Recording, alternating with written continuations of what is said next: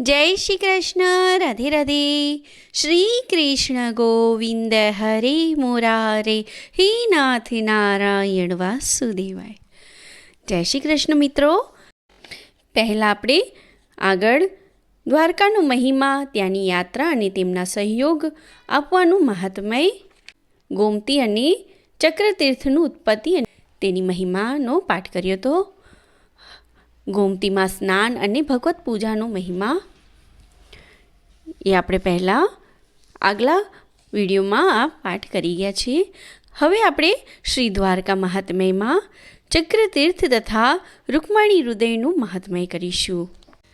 તો ચાલો મિત્રો, આજે આપણે શ્રી દ્વારકા મહાત્મયનો આગલો પાઠ કરીએ. જય શ્રી કૃષ્ણ. રાધે રાધે. પ્રહલાદજી કહે છે, વિપ્રવરો, અહીંથી ચક્રતીર્થયુક્ત સમુદ્રની સમીપ જવું, જ્યાં મોક્ષપ્રદ ચક્રાકીત શિલાઓ જોવા મળે છે, જે દરરોજ ભાવ ભક્તિ સાથે ભગવાન જગન્નાથ શ્રી કૃષ્ણનું પૂજન કરે છે અને સદા ખુલ્લી આંખે તેમના દર્શન કરે છે. તે ધન્ય છે. સાક્ષાત ભગવાન શ્રી કૃષ્ણે જેને નિરંતર પોતાની દ્રષ્ટિથી જોઈને પાલન કર્યું છે, તે શ્રી હરિનું સર્વ પાપનાશક ચક્રતીર્થ સર્વશ્રેષ્ઠ છે. કોઈ બીજા પ્રસંગે પણ જેના દર્શન કરવાથી મનુષ્ય પાપ મુક્ત થઈ જાય છે, તે ચક્રતીર્થ બધા તીર્થોમાં સૌથી શ્રેષ્ઠ અને પાવન છે. ત્યાં જઈને પ્રસન્નતાપૂર્વક હાથ પગ ધોઈને આચમન કર્યા પછી સાષ્ટાંગ પ્રણામ કરવા, પછી પંચરત્નયુક્ત અર્ઘ્ય પાત્ર લઈને તેમાં ફૂલ, અક્ષત, ગંધ, ફળ અને ચંદન વગેરેથી અર્ઘ્ય તૈયાર કરવો અને પછી તેને હાથમાં લઈને પશ્ચિમ અથવા સમુદ્ર તરફ મુખ કરીને આ મંત્ર બોલવો. ઓમ નમો વિષ્ણુ રૂપાય વિષ્ણુ ચક્રાય તે નમઃ, ગૃહાણ્યગર્ય મયા દત્તમ સર્વકામ પ્રદો ભવ. ઓમ વિષ્ણુ સ્વરૂપ તમે વિષ્ણુ ચક્રને વારવાર નમસ્કાર છે. મારો આપેલો અર્ઘ્ય સ્વીકાર કરો અને મારા સંપૂર્ણ મનોરથોના દાતા બનો. આ પ્રમાણે અર્ઘ્ય આપીને સમુદ્રમાં સ્નાન કરવું. પછી તીર્થની ભીજાયેલી માટી હાથમાં લઈને તેને માથે ચડાવીને પ્રણવનું ઉચ્ચારણ કરીને ફરી સ્નાન કરવું. ત્યાર પછી ક્રમશ દેવતા, ઋષિ, મનુષ્ય તથા પિતૃઓનું તર્પણ કરીને ભક્તિભાવે શ્રી વિષ્ણુ અને શિવજીનું પૂજન કરવું. સારી રીતે વિધિપૂર્વક કરેલા હજારો અશ્વમેઘ યજ્ઞોથી જે ફળ પ્રાપ્ત થાય છે, તે જ ચક્રતીર્થમાં સ્નાન કરવાથી મળી જાય છે.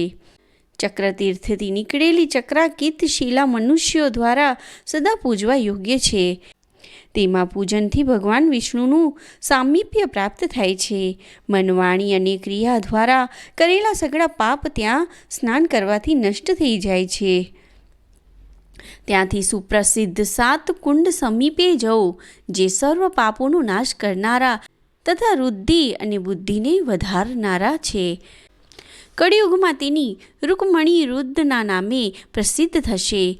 ભૃંગુજી દ્વારા સેવિત હોવાના કારણે તેને ભૃંગુ તીર્થ પણ કહે છે. ત્યાં જઈને પ્રસન્નતાપૂર્વક હાથ પગ ધોઈ આચમન કરીને ઇન્દ્રિય સંયમપૂર્વક પૂર્વાભિમુખ થઈને કુશ, ફળ, ફૂલ, અક્ષત અને રંજત વગેરેથી યુક્ત અર્ઘ્ય પાત્ર લઈને મસ્તકે લગાવીને આ પ્રમાણે બોલવું. હું સર્વ પાપોના નાશ તથા રૂકમણીજીની પ્રસન્નતા માટે રૂકમણી રુદ્ર નામના આ તીર્થનું ભક્તિપૂર્વક અર્ઘ્ય આપું છું. આ પ્રમાણે કહીને અર્ઘ્ય આપીને મસ્તક પર માર્જન કરીને સ્નાન કરવું.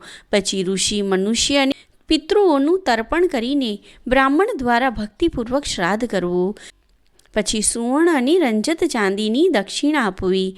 ખાસ કરીને રસવાળા ફળ અર્પણ કરવા જોઈએ. બ્રાહ્મણ દંપતીને મિષ્ઠાન ભોજન કરાવવું. પિતૃપક્તિ તથા અન્ય સ્ત્રીઓનું યથાશક્તિ ચોળી અને લાલ વસ્ત્રોથી પૂજન કરવું. રૂકમણી પ્રિયતામ, રૂકમણી દેવી પ્રસન્ન થાઓ, આમ કહીને તે પૂજન વગેરે કર્મ રૂકમણી દેવીને સમર્પિત કરવું જોઈએ. આ પ્રમાણે કરવાથી મનુષ્ય કૃત્ય થાય છે. સંપૂર્ણ કામનાઓને પ્રાપ્ત કરીને વિષ્ણુ લોકમાં જાય છે. જે રૂકમણી કુંડમાં સ્નાન કરે છે તે બળવાન અને સમુદ્રીશાળી બને છે. તેને સંસાર ચક્રમાં ભટકવું પડતું નથી.